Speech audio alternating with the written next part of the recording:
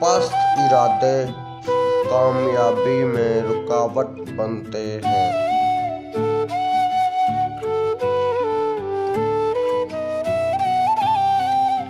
جھوٹ بول کر جیت جانے سے سچ بول کر ہار جانا بہتر ہے۔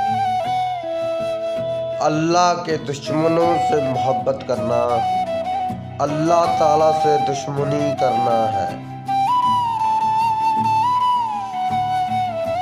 خامیوں کا احساس کامیابی کی کنجی ہے۔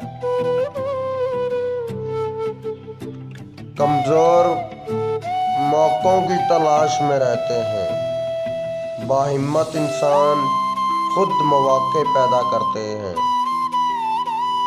برا دوست کوئلے کی مانند ہے، گرم ہو تو جلائے گا، ٹھنڈا ہو تو ہاتھ کالا کرے گا۔